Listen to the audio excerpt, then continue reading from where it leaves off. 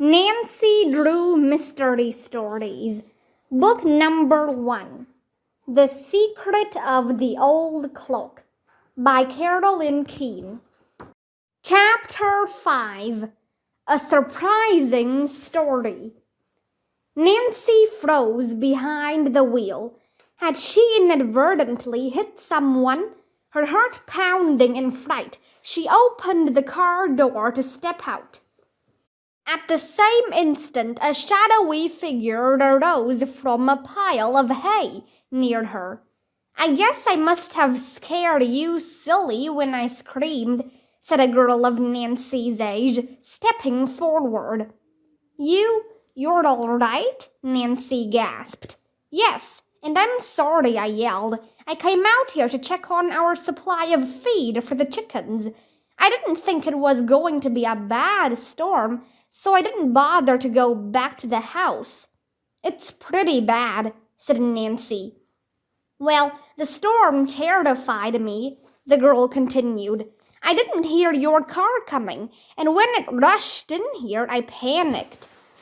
Nancy began to breathe normally again, then told the stranger her name and the fact that the mechanism for raising the top of the convertible was not working. "That's a shame," said the girl, "and you must get your clothes dried. The storm is letting up. Let's dash over to the house. Grace will help you too. She's my sister. My name's Allison Hoover."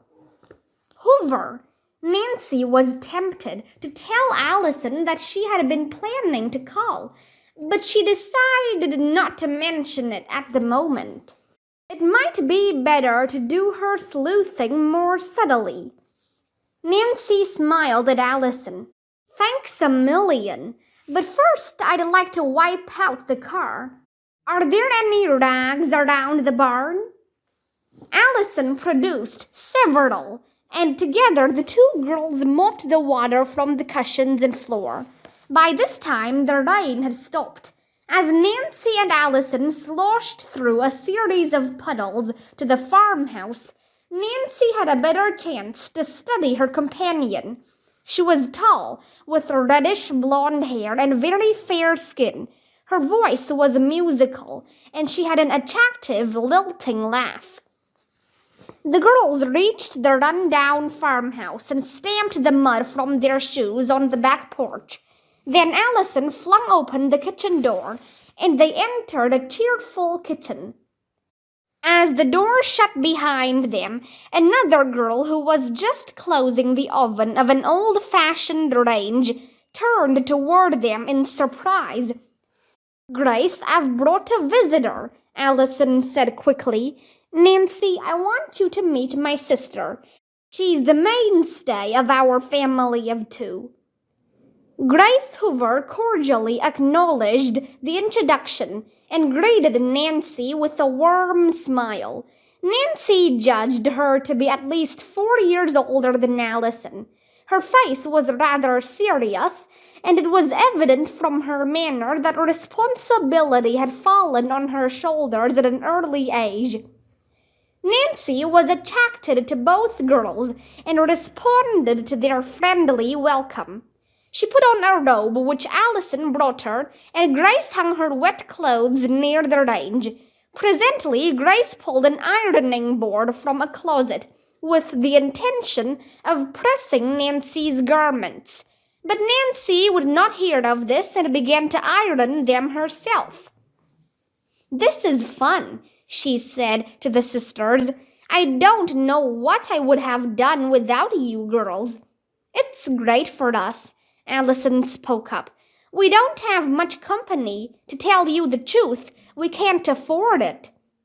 Grace stepped to the stove, removed a golden brown cake from the oven, and set it on the table to cool. "But today we're not talking about money. It's Allison's birthday, and this is a birthday cake.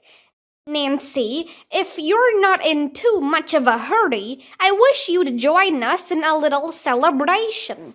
"Why, I'd love to," Nancy said. "Grace's cakes are yummy," Allison declared. "I'm not much of a cook myself. My department is taking care of the barn and the chickens." Soon Nancy finished pressing her clothes and put them back on.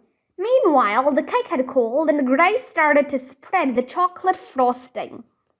"Suppose you two go into the living room and wait," she suggested. "I'll bring in the cake and tea." Nancy followed Allison to the adjoining room. Although it was comfortable, the room did not contain much furniture. The floor had been painted and was scantily covered with handmade rag rugs. With the exception of an old-fashioned sofa, an inexpensive table, a few straight-backed chairs, and an old oil stove which furnished heat in cold weather, there was little else in the room. However, dainty white curtains covered the windows, and Nancy realized that although the Hoovers were poor, they had tried hard to make their home attractive. "Do you two girls live here alone all the time?" Nancy inquired. Allison nodded. "Grace and I have been living here since Father died. That was 2 years ago. Mother passed away just before that," the girl added with a slight catch in her voice. "Their illnesses took every penny we had." "I'm terribly sorry," Nancy remarked sympathetically. "It must be dreadfully hard for 2 girls to run the farm by themselves." "Our farm isn't as large as it once was," Allison said quietly. "We have only a few acres left. I know you are too polite to ask how we manage, Nancy. Grace helps a dressmaker at Masonville whenever she can get work. She makes all her own clothes and mine too. And I raise chickens." From just beyond the doorway suddenly came the strains of "Happy Birthday to You. Happy Birth—" By this time Nancy had joined in. She and Allison finished "Day to You. Happy birthday, dear Allison. Happy birthday to you." Grace set the cake with 18 lighted candles on the table. She and Nancy sang the second verse with the words, "May you have many more." Tears stood in Allison's eyes. When the song ended, she grasped her sister in a tremendous hug.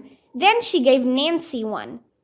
This is the nicest birthday I've had in years," she quavered.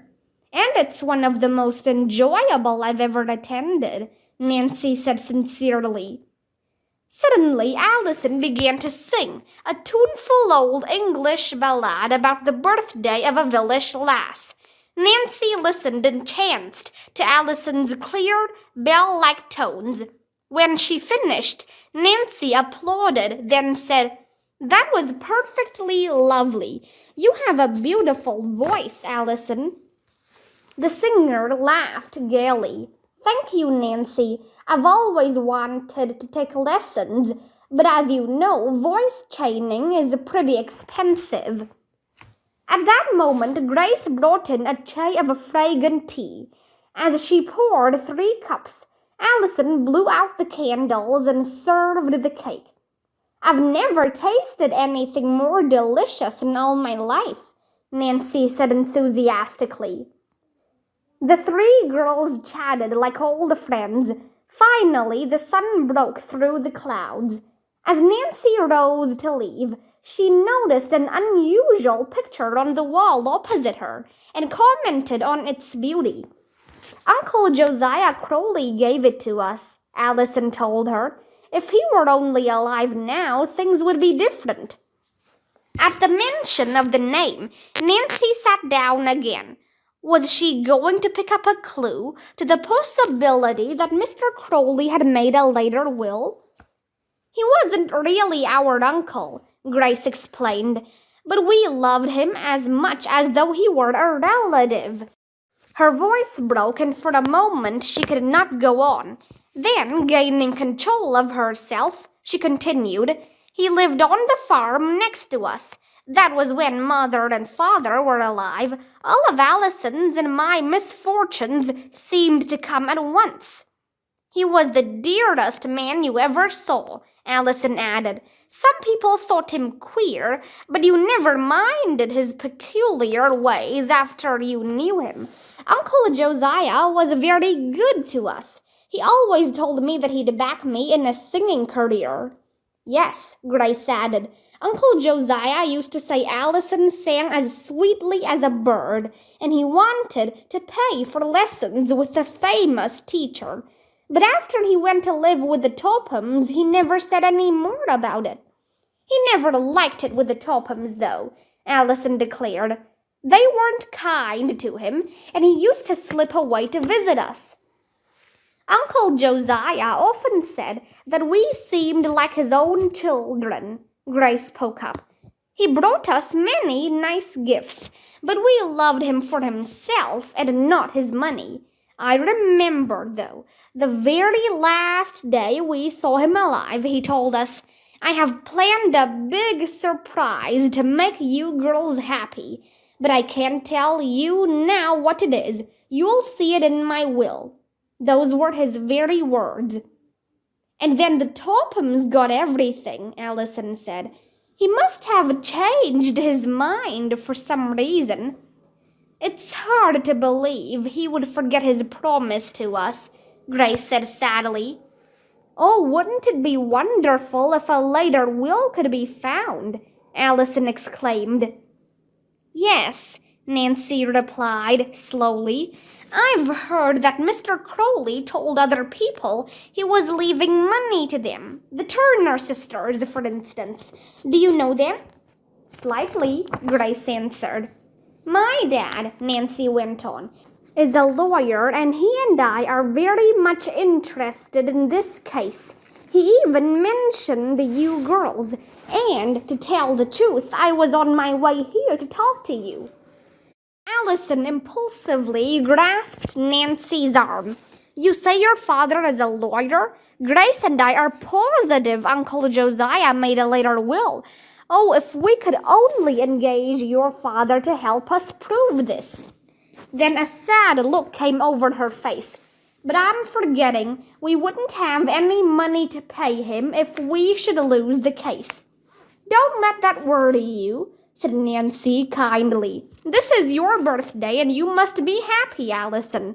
My special wish for you is that before you're 1 year older, you'll inherit some of the Crowley money so that you can take those singing lessons.